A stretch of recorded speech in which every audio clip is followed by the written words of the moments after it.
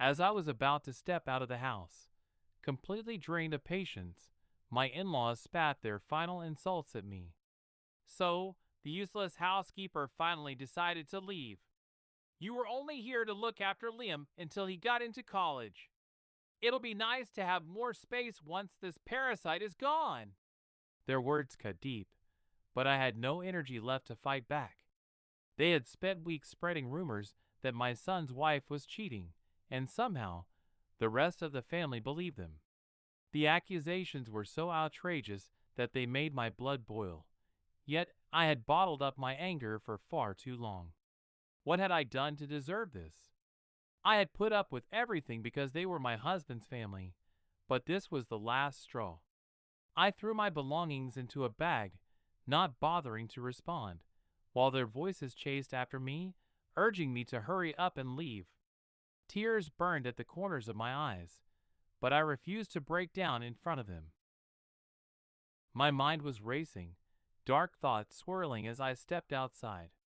Without hesitation, I pulled my phone from my bag, dialed a number, and gave clear instructions. Are you sure? You just had that house built. The voice on the other end questioned. I was certain. If I wanted to hit them where it hurt the most, this was the best way to do it. I wanted them to feel the same level of panic and helplessness they had forced on me. My name is Rachel. I lost my father in an accident when I was a child, and my mother raised me on her own. She worked hard to put me through high school, but college was a luxury we simply couldn't afford. So, I gave up on higher education and took a job as a clerk at a law firm run by a relative. It was a lot to learn, but the work environment was great, and my coworkers were supportive. I was always grateful to the family member who hired me, despite my lack of a college degree. By the time I turned 30, I met Daniel through a mutual friend, and before long, we were married. Daniel was a widower with a teenage son, Liam, who was in his final year of high school. He was constantly stressed about college entrance exams and barely spoke to me. On top of that, Daniel's elderly parents were still in the picture, and since he wanted us all to live together, we moved into a two-family house. I had spent my whole life with just my mother, so at first, I was excited about having a bigger family. But that excitement didn't last long.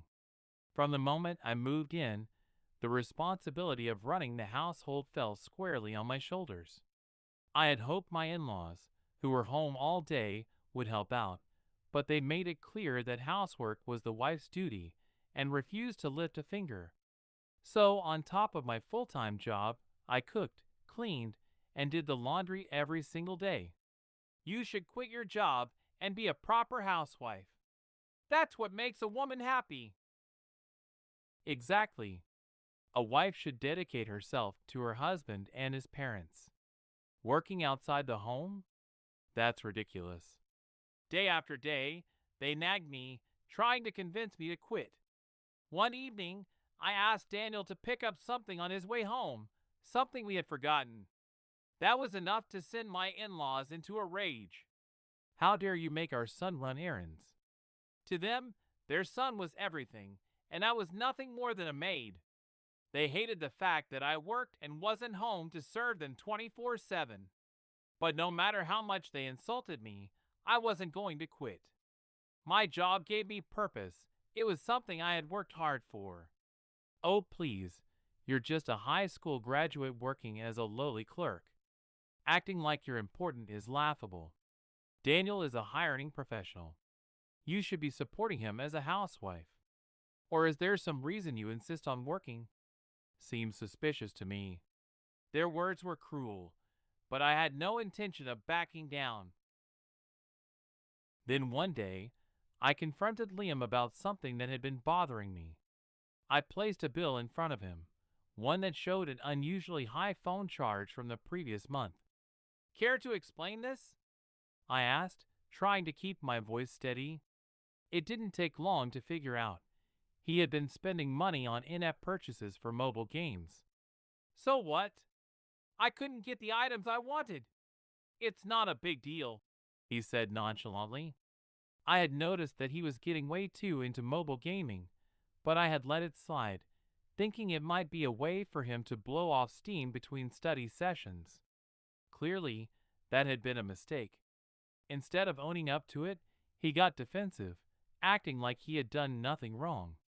You say not a big deal, but do you even realize how much money this is? Do you know how much effort it takes to earn this amount? This isn't just pocket money, it's way too much, I scolded, refusing to let it slide. Liam didn't argue back, but he shot me a glare before storming off to his room. He's not sorry at all, I muttered under my breath, letting out a sigh.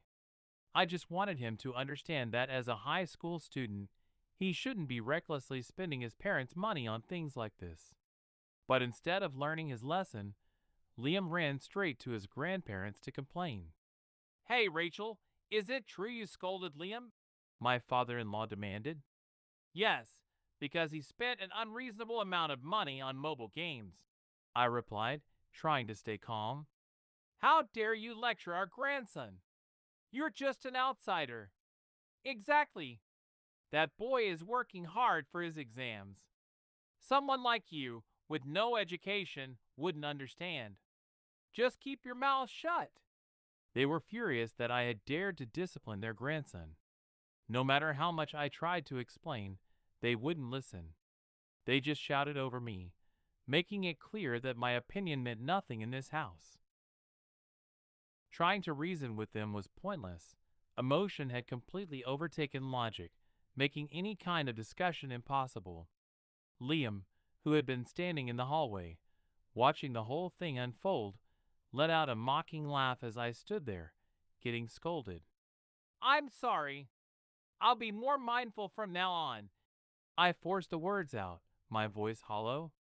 Good. Just remember your place. You're only the wife. Don't get ahead of yourself, my mother-in-law sneered. On the surface, I pretended to be apologetic, knowing there was no point in arguing. But inside, frustration churned like a storm. Later that evening, as I walked past Liam in the hallway, he stopped and spat out words that stunned me. Stay out of my business, you uneducated nobody. I don't see you as my mother, not even a little. Honestly, I have no idea why Dad married someone like you.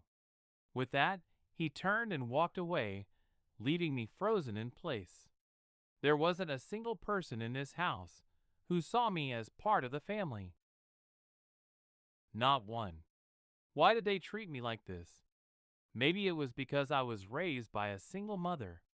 Maybe it was because I never went to college. No matter how hard I worked, whether at my job or keeping up with the housework, it didn't matter to them. They felt no need to appreciate me because they saw it as my duty. Even if I was exhausted, they still treated me like a maid, a tool for their convenience. Hoping for my husband's support, I confided in Daniel about what was happening. But he brushed it off, saying, They don't mean any harm. I wasn't a maid.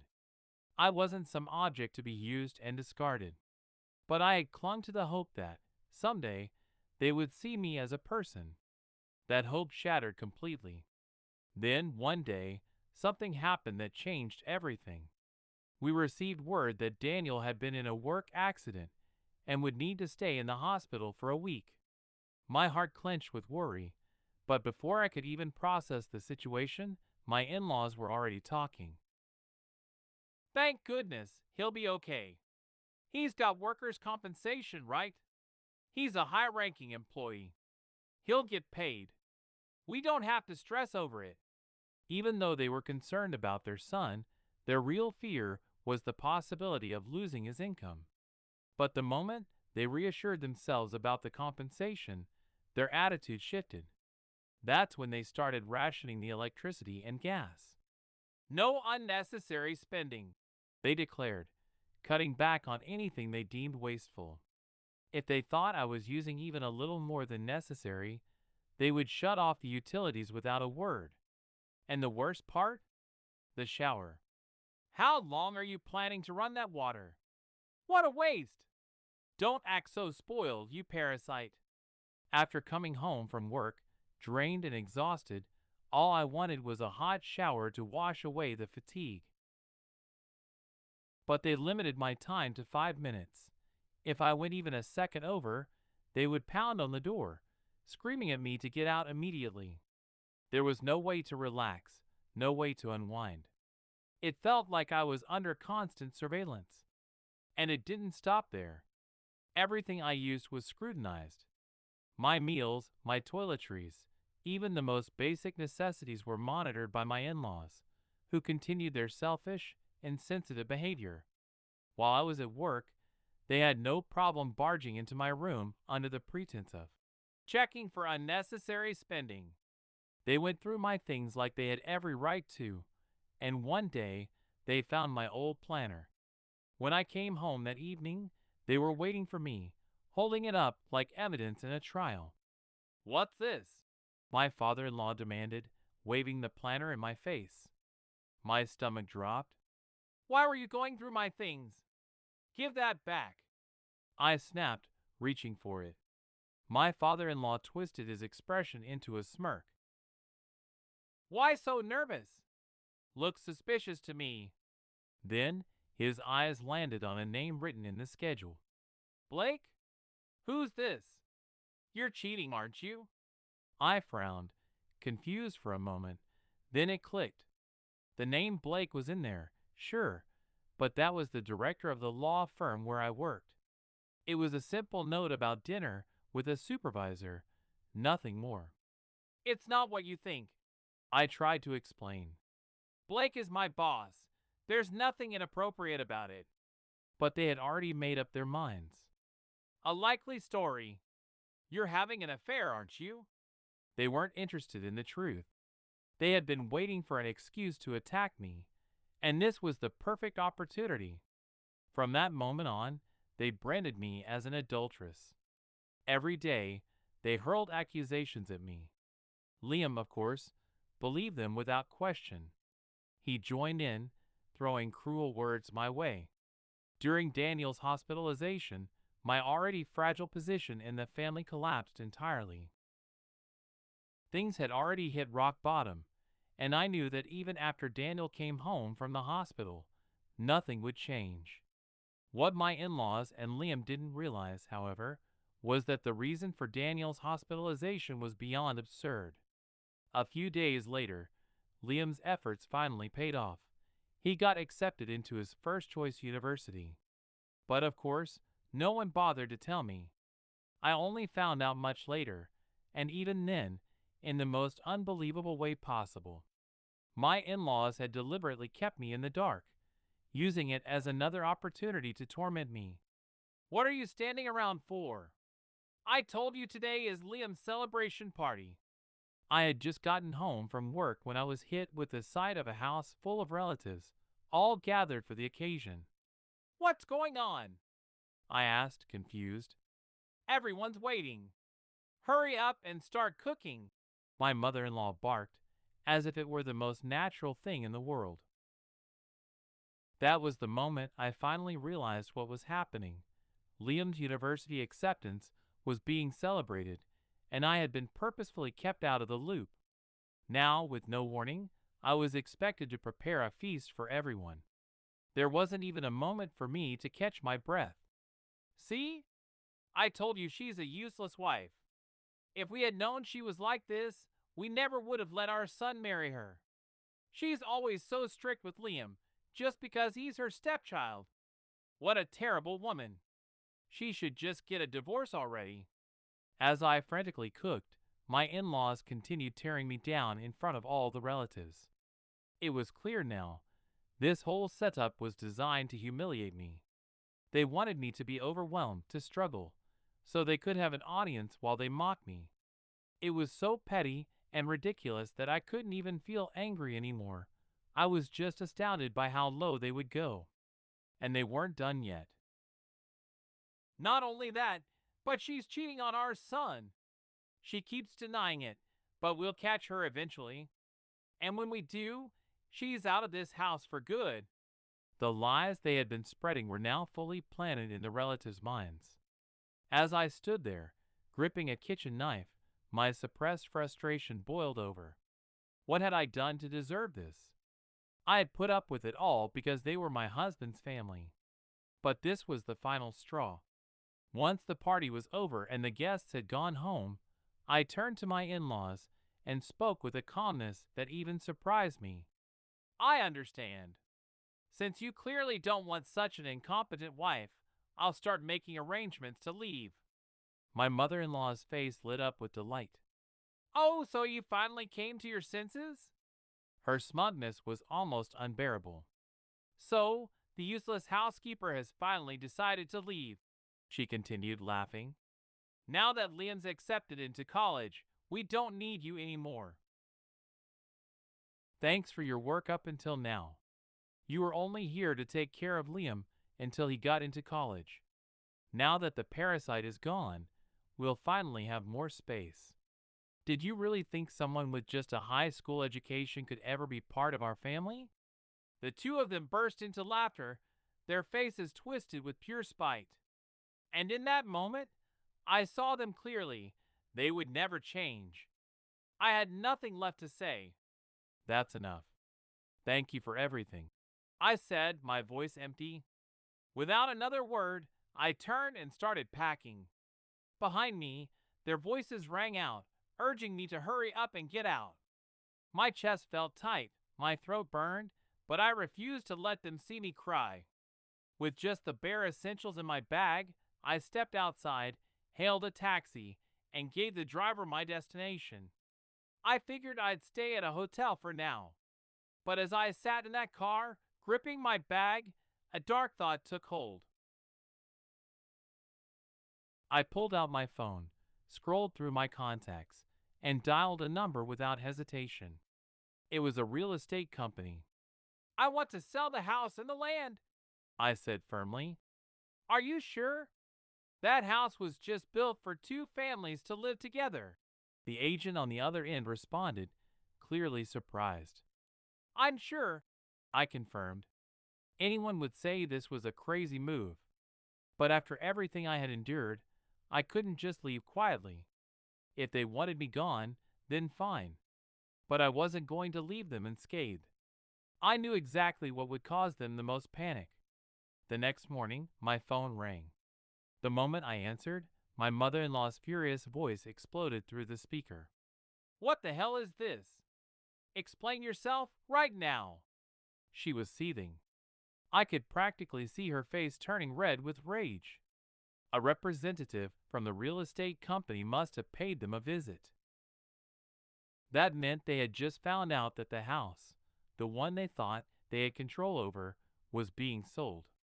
How dare you sell this house on your own? Did you steal the deed? We're calling the police on you right now.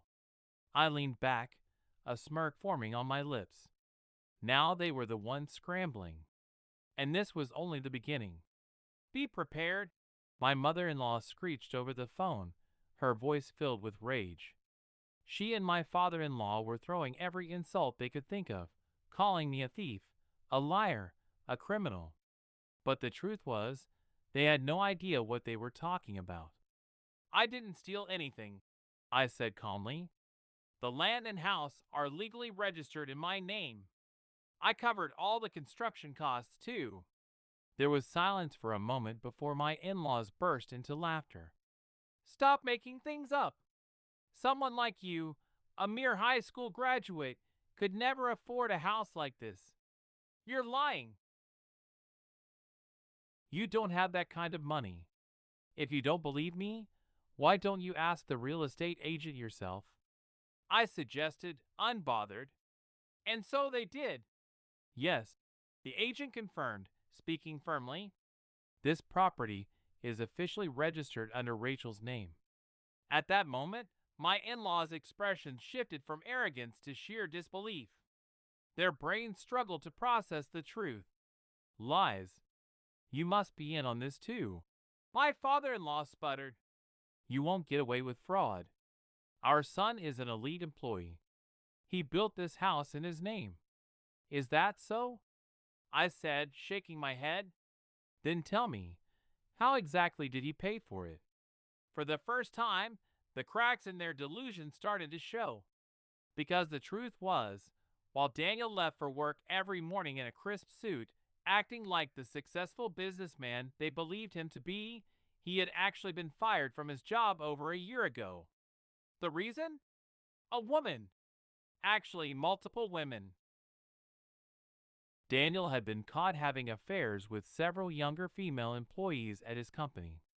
When HR found out, the company, which had strict policies on workplace conduct, didn't hesitate to fire him. It had been a disciplinary dismissal. Since then, he had been scraping by on part-time jobs, barely contributing to the household. The reality was, I had been covering more than 90% of our living expenses. Neither Liam nor my in-laws knew the truth. They had spent all this time insulting me, looking down on me, convinced that I was nothing compared to their elite son. But in reality, their golden boy was the real parasite. I had been furious when I first discovered Daniel's infidelity and his job loss. But when he dropped to his knees, begging for forgiveness, I had given him one last chance. That was why I had kept quiet about him being fired.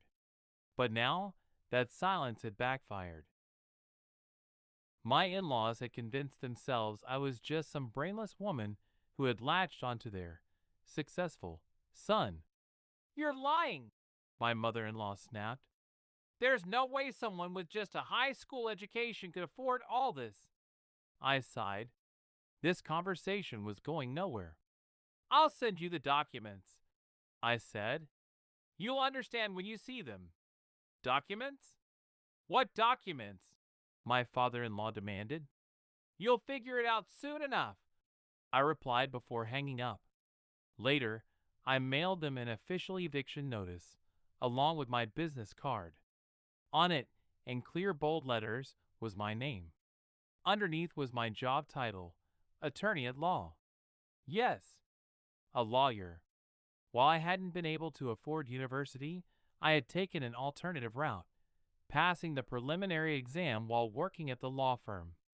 After years of studying and sheer determination, I had passed the bar exam on my first try.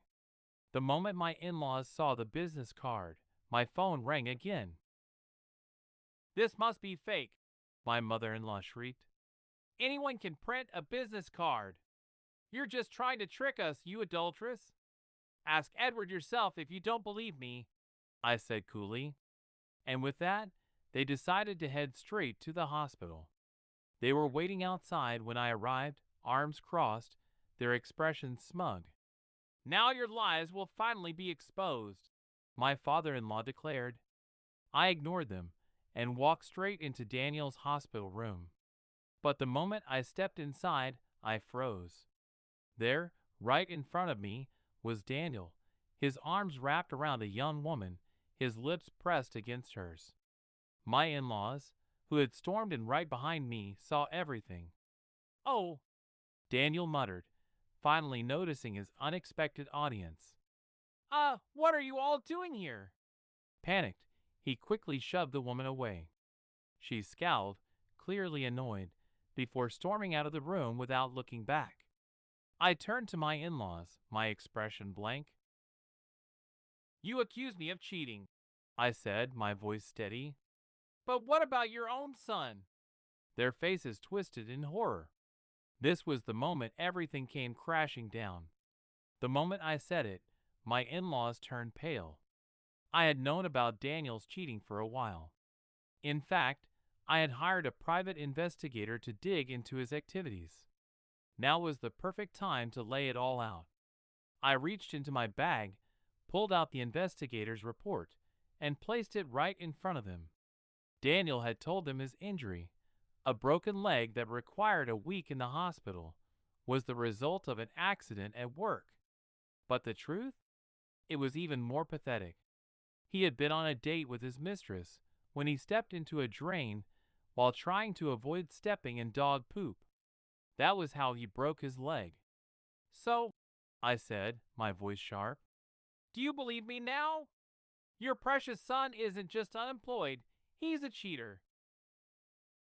and he broke his leg in the most ridiculous way possible while sneaking around with another woman. My father-in-law, unwilling to acknowledge any of this, latched onto his favorite argument. You must have cheated first, with that man Blake. It was right there in your planner. He straightened, as if he had just found the perfect counterattack. We could report Blake to the Bar Association. He continued smugly. A lawyer getting involved with a married woman. He should face disciplinary action. My in-laws had the most triumphant expressions on their faces, convinced that they had finally turned the tables on me. In their minds, my affair was a done deal. I exhaled sharply, shaking my head in disbelief. You really are the most foolish people, I muttered. Blake is my affair partner. That's so absurd I don't even know whether to laugh or cry. You can't talk your way out of this, my mother-in-law snapped. You don't have proof that Blake isn't your affair partner. Oh, but I do, I said, smirking. I took out my phone, tapped a few times, and turned the screen toward them. It was my law firm's website, specifically the Meet Our Team page. Right there, in a professional headshot, was a smiling woman in her 50s. The caption? Blake, Managing Director. My in-laws' faces went blank. This can't be right, my father-in-law stammered. They had assumed Blake was a man just because of the name. But Blake wasn't just any woman. She was my paternal aunt, the one who had helped me get my first job at the law firm. So, I said, tilting my head, who exactly was having an affair with whom? My in-laws immediately switched gears. It was just a misunderstanding. We didn't know Blake was a woman. That's a misleading name. I crossed my arms and gave them a hard stare. And that justifies everything you put me through? Their faces twitched, suddenly aware of how cornered they were. Now, I continued, my voice ice cold, it's time for you to face the consequences of everything you've done to me. I reached into my bag again, this time pulling out the final weapon in my arsenal, evidence. You see, I've been recording everything, I said, tossing the folder onto the table. Surveillance footage of you sneaking into my room. Audio recordings of you harassing me every single day. It's all here. My in-laws flipped through the documents, their faces turning whiter with every page. I have all the proof lined up, and I'm seriously considering taking legal action. If you want to deny any of this, we can settle it in court. The moment I said court, their whole demeanor changed. Wait a minute, my mother-in-law stuttered. There's been a misunderstanding. Let's just talk this through, okay? That's right. My father-in-law chimed in nervously. We never meant to harass you. It was just a slight misalignment of feelings. A misunderstanding? I repeated, my voice rising. The anger I had kept bottled up for years finally snapped. You called me an uneducated parasite. You treated me like a servant. You humiliated me every chance you got. And now you want to say it was all a misunderstanding? My in-laws flinched at the venom in my voice. For the first time, they understood who was in control here. And then I turned to Daniel. You, I said, my voice dripping with disgust. You knew your parents were mistreating me and did nothing. And on top of that, you had multiple affairs? What kind of worthless man are you? Daniel recoiled, his face a mix of fear and shame. I know I was wrong, he said weakly. I'll change. I promise. I'll turn over a new leaf, work hard, and stop. I interrupted, cutting him off. He looked at me, startled. I'm tired of hearing those empty promises, I said, my voice steadier than ever. You said the same thing when you got fired, didn't you? And what happened? The moment you thought no one was watching, you went right back to your old ways. You were literally in a hospital bed and still managed to cheat. Daniel lowered his head, completely out of excuses. Maybe if he had been a different man, more responsible, more honest, we could have had a real future together. But that possibility had long since passed. "I'm divorcing you," I said firmly. Daniel's head snapped up. "From now on, you can figure out your own life. Work an honest job, control your urges, or don't, I don't care. It's not my problem anymore." He looked like he was about to say something else, but I wasn't interested in hearing it. "Rachel," my mother-in-law suddenly said, her voice sickly sweet, "we were family, weren't we? Don't say such scary things." "Won't you reconsider?" "That's right." My father-in-law chimed in. "We always thought of you as our real daughter." I let out a short, humorless laugh. Now they wanted to play nice. Too bad. I had already made up my mind. Our misunderstandings. Let's clear them up and start fresh. We can get along from now on, right? My in-law's sudden change in attitude was so absurd that I actually laughed out loud. Did they really think I'd forgotten all the times they had belittled and humiliated me? Now that they realized they had lost, they were scrambling, tossing aside their pride, and trying to act like we were all just one big happy family. It was pathetic. "Oh, don't force yourselves," I said, smirking. "I'm just an outsider to you, remember? From now on, you'll have to manage on your own. Just you and your real family. Though I imagine things will be pretty tough now that you've lost the house." With that, I turned and walked out of the hospital room, leaving them in stunned silence. In the end, my in-laws refused to leave the house that had already been listed for sale. They dug their heels in, clinging to the last scraps of their former life. But the real estate company lost patience and called the police to have them forcibly evicted. That was the moment reality finally hit them. Liam had been accepted to university, but with Edward unemployed and my in-laws having no money, they couldn't afford the tuition. One day, Liam showed up at my workplace. He looked different. His usual arrogance was gone. I'm sorry," he said quietly, his voice trembling, "for everything, for how I treated you. Please, could you help me pay for school?" He was practically begging. I didn't hesitate. "No, I'm just a stranger to you now." That was the last conversation we ever had. Without my help, Liam wasn't able to enroll in university. In the end, he had to take a job straight out of high school. Funny, isn't it? He used to mock me for only having a high school diploma, and now he was in the exact same position.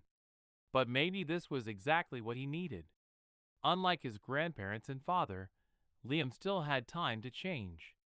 I hope that working a real job, facing real struggles, would teach him humility. Maybe it would help him grow into someone who understood the pain of others instead of looking down on them. As for my in-laws and Edward, I wasn't done with them yet. I filed civil suits against them for harassment, defamation, and Edward's infidelity. In the end, I received a small amount of compensation from both him and his parents.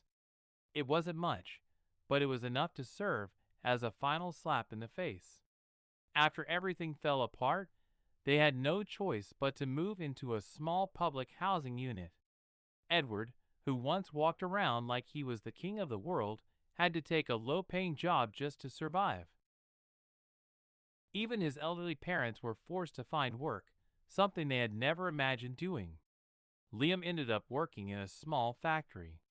And now, my in-laws go around telling people, "The fish we let get away was a big one." Hearing that, I couldn't help but be grateful that I never revealed I was a lawyer earlier. If they had known I earned more than Edward, things would have been even messier. They would have clung to me, seeing me as nothing more than a financial lifeline. I had no intention of being their cash cow.